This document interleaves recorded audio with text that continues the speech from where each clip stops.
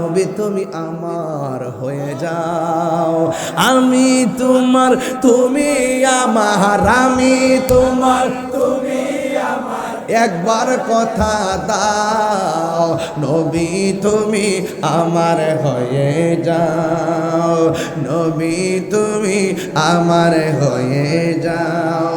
তোমায় ভালোবাসি হৃদয়ের টানে, মন বসে না কোনো কাজে তোমায় বিহনে, তোমায় ভালোবাসি হৃদয়ের টানে, মন বসে না কোনো কাজে তোমায় বিহনে। গুনাহগার মত ডাকি একবার ফিরে চাও, গুনাহগার মত ডাকি একবার ফিরে চাও, নবী তুমি আমার হয়ে যাও। এটা করিমপুর না বাবা? আসলাম আমি করিমপুরেতে, সুন্নিয়তের দাওয়াতে দিব এই এলাকাতে। আসলাম আমি মুরাদনগরে, ওরে সুন্নিয়তের দাওয়াতে দিব এই এলাকাতে। বলবো নবীর সনে প্রেম করিয়া বিদায় হয়ে যাও, নবীর সনে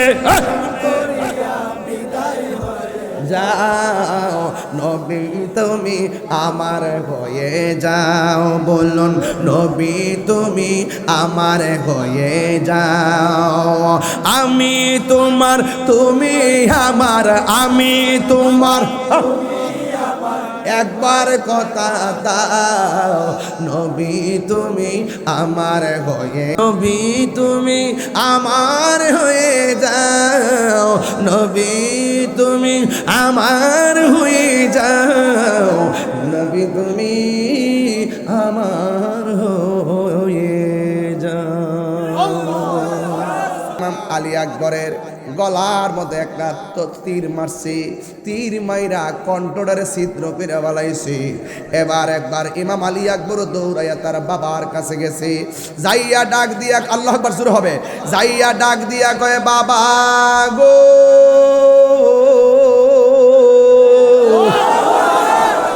ও বাবা, আমি ওয়াদা করে গেছিলাম যুদ্ধের মাঠে একবার এসে আপনারা দেখতে যাবো, এই জন্য জন্মের মতো আপনারা দেখার জন্য আসছি। জুরি জুরি কি সুবহানাল্লাহ বলা যাবে না? ইমাম হুসাইন ডাক দিয়া কয় আব্বা, যাওয়ার সময় আমার এত সুন্দর করে বাবা ডাক দিয়া গেছো, এখন দিকে দেখতেছি ডাকটা ভাঙ্গা ভাঙ্গায়।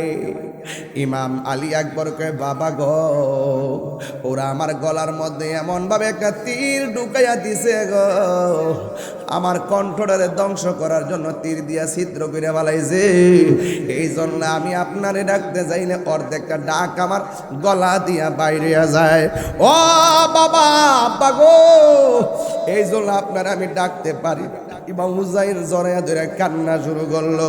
এবার আলী আকবর ডাক দিয়া কে আব্বা, আমার আবার যুদ্ধের ময়দানে যাওয়া লাগবে, শাহাদাতের নাজরানা আমার জন্য অপেক্ষা করতেছে। ও বাবা আমার বিদায় দেন, তবে যাওয়ার আগে একটা আবেদন কর্ম রাখবেননি। ইমাম হুসাইনকে বাবারে জন্ম মৃত্যুর জায়গার মধ্যে এসা কি আমার কাছে চাইবা? ইমাম আলী আকবর কে আব্বা বাড়ি চাইতাম না, আব্বা গো আমি গাড়ি চাইতাম না, ও আব্বা আমি কোনো কিছু চাইতাম না, এই কত বলতাম না আমার ছিদ্রটা সেলাই করে দেন, এই কত কইতাম না গলার চিকিৎসা করেন। ও আব্বা একটা জিনিস আমি চাইবো, আমি যুদ্ধ করতে করতে আমার কলিজাটা শুকায় গেছে, আব্বা আমি দ্বিতীয়বার যুদ্ধের ময়দানে যাওয়ার সময় আপনি আমার গলার মধ্যে এক ফোঁটা পানি দেন না, আমি যেন যুদ্ধের ময়দানে যাই যুদ্ধ করতে পারি। বন্ধুরে বন্ধুরে, ও বাবা। ইমাম হুসাইন চোখের পানি ফালায়া কান্দে, আমি কেমন বাবা হইলাম, আমি তো কূপের কূপ থেকে পানি আনতে পারলাম না, আমি কেমন বাবা হইলাম, মস্কের পানি আমার সন্তানের মুখে দিতে পারলাম না, আমি কেমন সব বাবা হইলাম, আমি ফুরাতের পানি আয়না দিতে পারলাম না। ইমাম হুসাইন কি উত্তর দিব? ডাক দিয়া কয়, বাবা রে, তুমি আমার কাছে পানি চাইছো, তুমি লম্বা হইয়া মাটির মধ্যে শুইয়া যাও, আমি তোমারে পানি দিতেছি, আমি তোমারে পানি দিতেছি, আমি তোমারে পানি দিতেছি, আমি তোমারে পানি দিতেছি। অথচ মস্কের ভিতরে পানি নাই, দিতেছি কথাটা তো মিথ্যা হয়ে যায়। অথচ কুয়ার মধ্যে পানি নাই, দিতেছি কথাটা তো মিথ্যা মিথ্যা হয়ে যায়। আরে ফুরাতের প্রান্তরে যাওয়ার সুযোগ নাই, পানি দিতেছি বইলা মিথ্যা হয়ে যায়। আসমান থেকে বৃষ্টিও পড়ে নাই, পানি দিতে বইলা মিথ্যা হয়ে যায়। কিন্তু আমার নবীর আওলাদ মিথ্যা বলতে পারে না। ডাক দিয়া বলে, বাবারে একটু শুয়ে যাও, মুখটা হা করো, আমি তোমারে পানি দিতেছি। এই কথা বইলা আমার নবী যখন, আমার নবীর নাতি হুসাইন যখন বলল একটু মুখটা হা করো, যেই মাত্র মুখটা হা করছে, ইমাম আলী আকবর বলেন, জগৎবাসীরা রে, জগৎবাসীরা, আমি আমার বাবার কাছে পানি চাইছি, আমার বাবা আমার মস্কের পানি দেয় নাই, আমি বাবার কাছে পানি চাইছি, আমার বাবা আমারে কূপের পানি দেয় নাই, আমি বাবার কাছে পানি চাইছি, আমার বাবা আমাকে ফুরাতের পানি দেয় নাই। আল্লাহর কসম, আমি যখন বাবার কাছে পানি চাইছি, বাবা কয় হা কর, আমার বাবা দেখলাম বাবার শুকনা জিহ্বাটা আমার মুখের ভিতরে ঢুকাইয়া দিয়া কয়, পুত্রে বাবু, জন্মের মতো একটু পানি খায়ালো, আমার জিহ্বা ছাড়া আমার কোনো পুঁজি নাই, আমার জিহ্বা ছাড়া আমার কোনো পুঁজি নাই, আমার জিহ্বা ছাড়া আমার কোনো সম্বল না। আলী আকবর কয়, আব্বা গো, আপনার জিহ্বাদি আমার চাইতো বেশি শুকায়া রইছে, ও আমার আব্বা আছে দেখা আপনার কাছে পানি চাইছি, এখন আপনার যে আব্বা নাই, এই জন্য বুঝে হাজার কষ্ট চাপা লইয়া পড়ে আছেন। ও বাবা, আর পানি লাগবো না, আমারে বিদায় দেন, আমার জন্যে আল্লাহর হাউজে কাউসারের পানি অপেক্ষা করতেছে। আরো বড় করে কন্যা আল্লাহু আকবার। ওই শহর বানু ডাক দিয়া কয়, স্বামী গো, সন্তান মুখের ভিতরে জিহ্বা দিছেন, পানি নাই, একবার তাকায় দেখেন না আমার স্তনের মধ্যে দুধ নাই। 6 মাসের বাচ্চাটারে আমি কেমনে ফাইলা রাখতাম, কেমনে বুঝাইতাম? গাটটা তো ফালাইয়া দিছে, গাটটা তো ফালাইয়া দিছে, গাটটা তো ফালাইয়া দিছে। আরে এই মুহূর্তে যদি কারবালা হয়তো, আরে গত কয়েকদিন আগে আমি ফিলিস্তিনে খাবার পাঠাইছি, ফিলিস্তিনে আমি নিজে খাবার পাঠাইছি, ফিলিস্তিনে খাবার পাঠাইছি কেমনে? হাইটটা গেছি কয় না, বাসে গেছি কয় না, ট্রেনে গেছি কয় না, যে প্রযুক্তি আছে সেই প্রযুক্তিতে প্রতিনিধি বানাইয়া খাবার পাঠাইছি, যতটুকু তৌফিক আছে খাবার পাঠাইছি। আরে এই মুহূর্তে যদি ওই মুনাফিকের বাচ্চারা যদি আমার ইমাম হুসাইনের জন্য পানি বন্ধ করে দিত, রাত্র 11টার পরে মুরাদনগর করিমপুরের বাবারা হুসাইন হুসাইন শুইনা শুইনা যেইভাবে চোখের পানি ছলছল করতেছে, আলী আকবরের কথা শুইনা যেইভাবে চোখের পানি ছলছল করতেছে, আলী আসগরের কথা শুইনা যেইভাবে চোখের পানি ছলছল করতেছে, যদি এই মুহূর্তে কারবালা হইতো, করিমপুরের সম্পদ বেচ্চা বিমান দিয়ে উইরা যাইয়া নবীর আওলাদের মুখের মধ্যে পানি দিয়ে দিতা।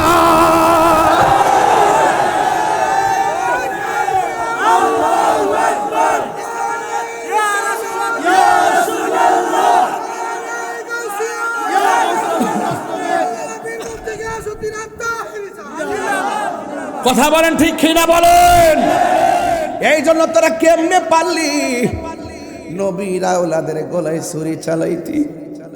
যেই নবী আমার হাসানের ঠোঁটের মধ্যে চুমা দিছে, যেই নবী আমার হুসাইনের গলার মধ্যে চুমা দিছে। ইমাম হুসাইন কই শহর বানু কেন আসছো?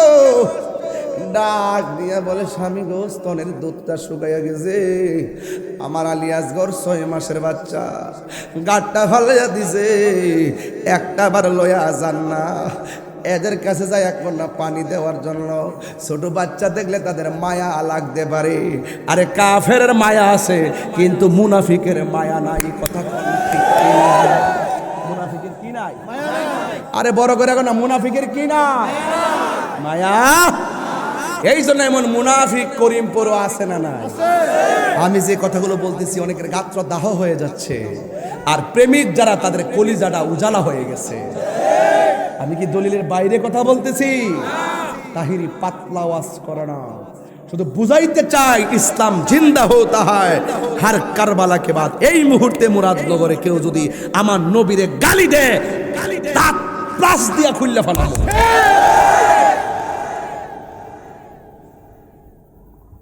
কি আপনি কি চুমা দিবেন? চুমা দিবেন? নবীরে গালি দিলে সহ্য করেন কেমনে আপনারা? আমরা তো সহ্য করি না। তাহিরি প্রেমিককে সহ্য করতে পারে না? তাহিরি শ্রোতাকে সহ্য করতে পারে নাকি?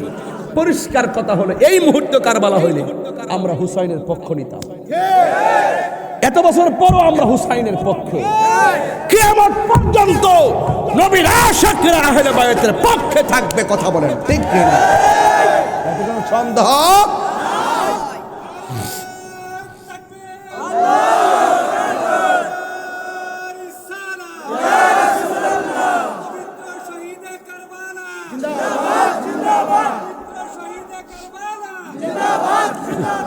আল্লাহু আকবার কোন।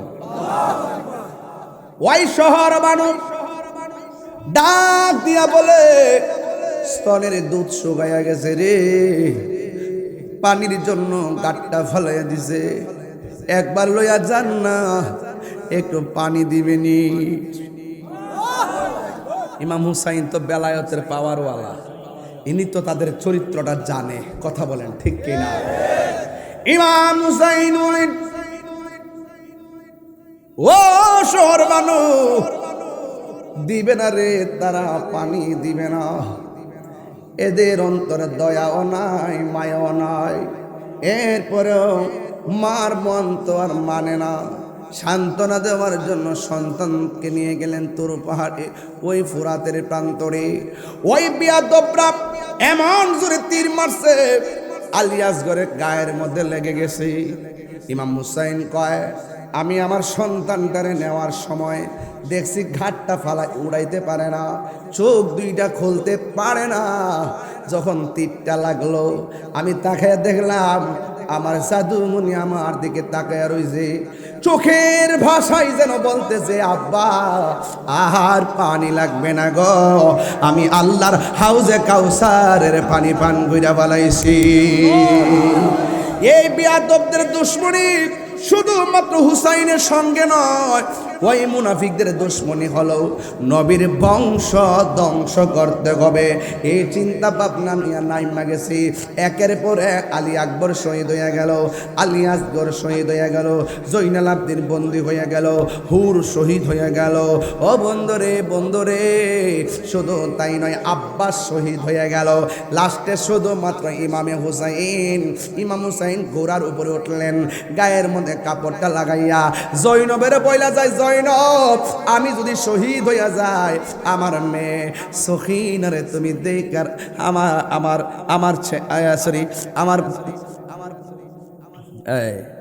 আমার স্ত্রী শহর মানুষ সহকারে তোমরা মিলে মিশে থাইকো।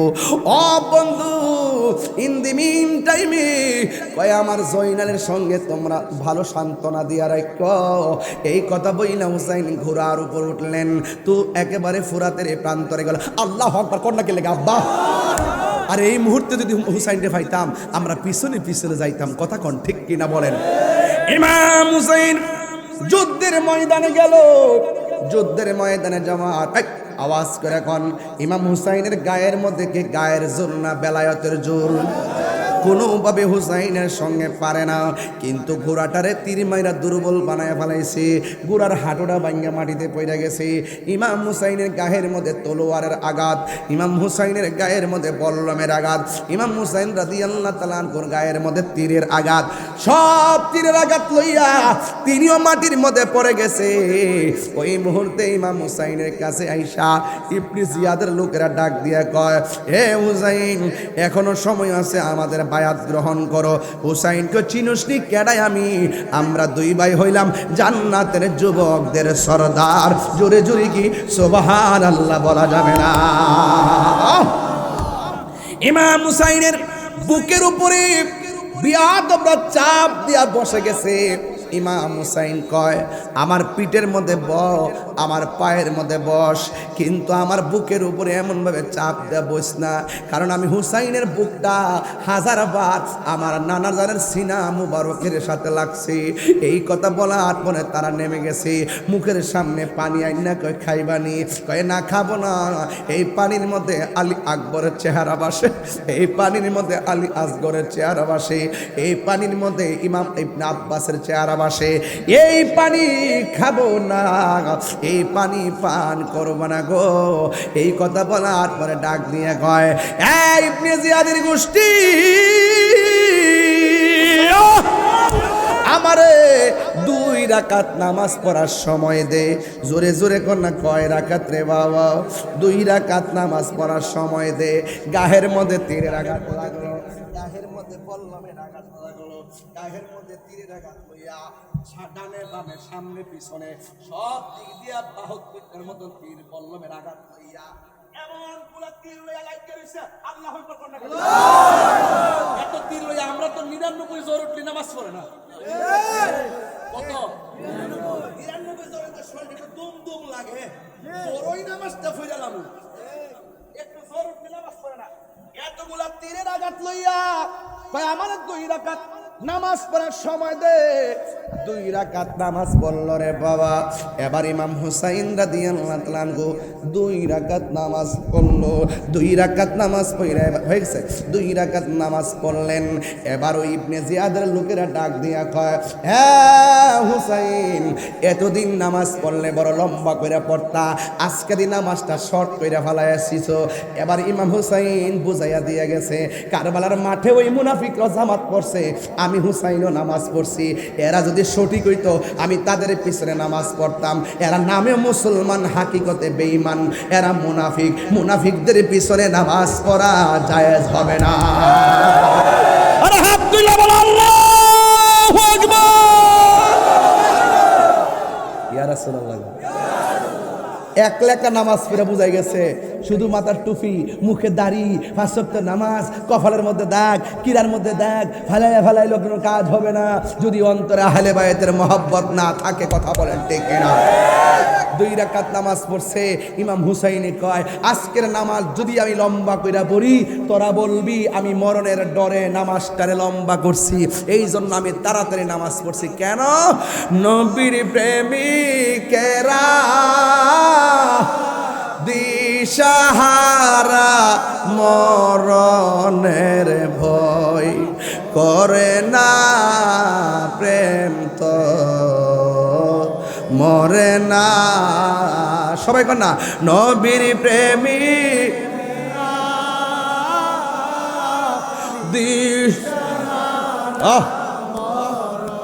নির্ভয় করে না, প্রেম তো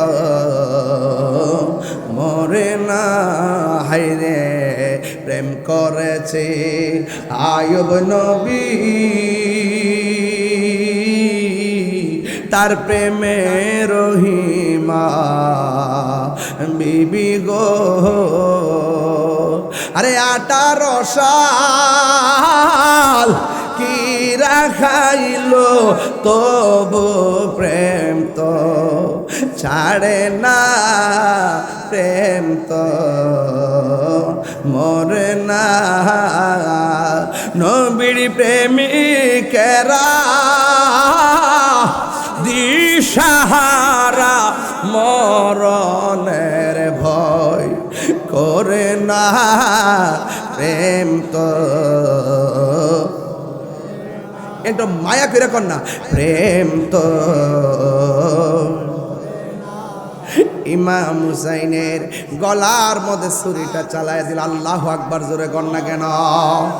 গলার মধ্যে যখন ছুরিটা ধরবো, ইমাম হুসাইন ডাক দিয়ে দিয়ে কয় এই গলা দিয়ে আমার ছুরি চালাইও না, এই গলার মধ্যে আমার নানা জান অনেকবার চুমা দিছি, এবার আমার পিছন দিক দিয়ে তুমি তলোয়ারটা চালাও।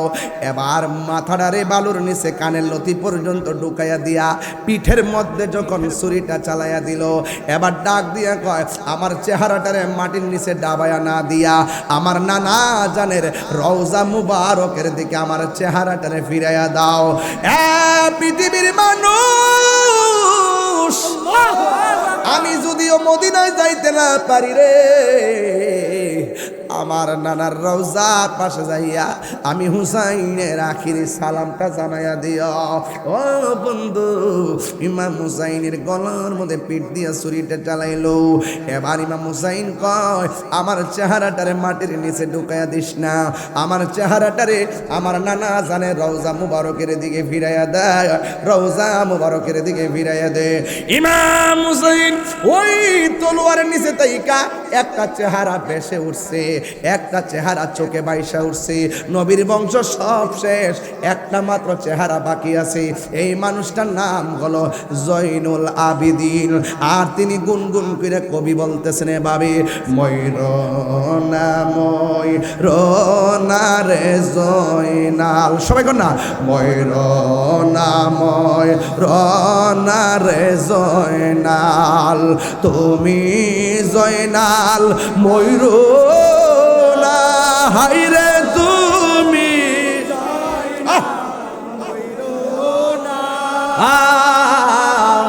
তুমি জয়নাল মারারে গেলে নবীর বংশ তাকে বেনাই, হাসান শহীদ জহরেতে, হুসেন শহীদ কারবালা, হাইরে হুসেন শহীদ কারবালা, জয়নাল আবেদিন বন্দিরে হইল এজিদের জেলখানায়। সবাই যুবক ভাইরা আওয়াজ করো, আরে জয়নাল আবেদিন বন্দিরে হইল এজিদের যাওরে দুলদুল ওরে খবর, আমার মাইজেনে মোর কান্দে না, আমার মাইজে মোর কান্দে না, পুত্র সুখী জ্বলছে রে আগুন, বাতাসে কি ঠান্ডা হয়, আকাশে কান্দে বাতাসে কান্দে, সবাই আকাশে কান্দে বাতাসে কান্দে, কান্দে দরিয়ার পানি,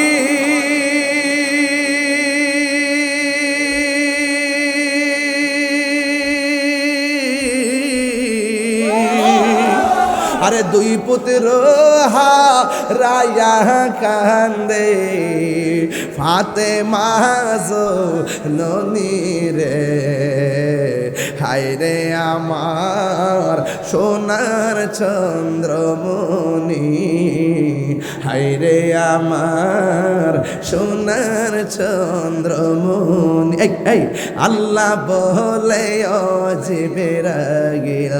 ও জিবরাইল যাও না রে চলিয়া, 70,000 ফেরেশতা নামাও জানাজার লাগিয়া রে, হাইরে আমার সোনার চন্দ্রমণি, হাইরে আমার সোনার চন্দ্রমণি। জুরি জুরি কি আল্লাহু আকবার বলা যাবে না? এই দিক দিয়া হুসাইন তলোয়ার নিচে গো আসমানটা যেন কাঁদতেছে, বৃষ্টি পড়ে না যেন রক্তের দুরা দুরা রক্ত পড়ে। উম্মে সালমা বলে, আমি মুহররমের 10 তারিখে স্বপ্নে দেখলাম আমার নবী আমার কাছে আইসা ডাক দিয়া বলে, এই উম্মে সালমা, তোমার কাছে আমি একটা বোতল দিয়া গেছিলাম, বোতলের ভিতরে কিছু মাটি দিয়া গেছিলাম, আমি বলছিলাম মাটিগুলার রং পরিবর্তন হয়ে গেলে আমার হুসাইন দুনিয়া থেকে বিদায় হয়ে যাবে। উম্মে সালমা কই, নবী গো, বোতলের খবর নিমু পড়ে, বোতলের মাটি রক্ত হয়েছে কিনা খবর নিমু পড়ে।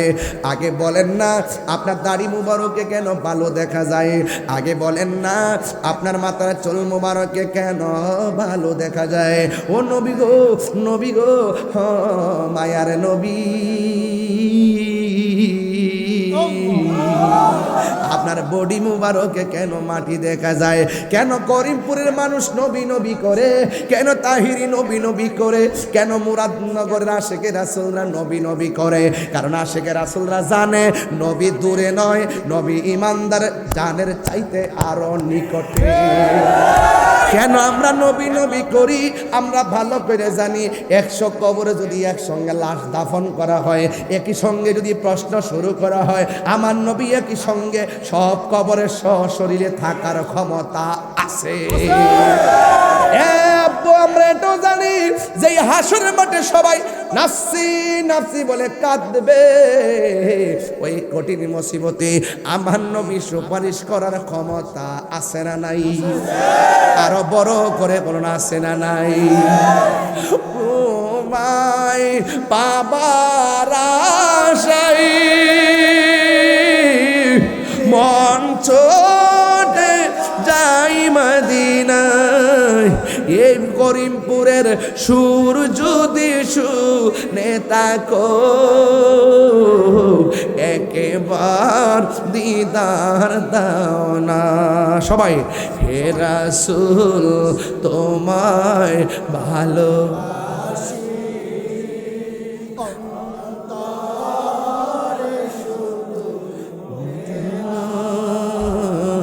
জান্নাতের আশায় নয় হে রাসূল, জাহান্নাম কেউ ডরি না।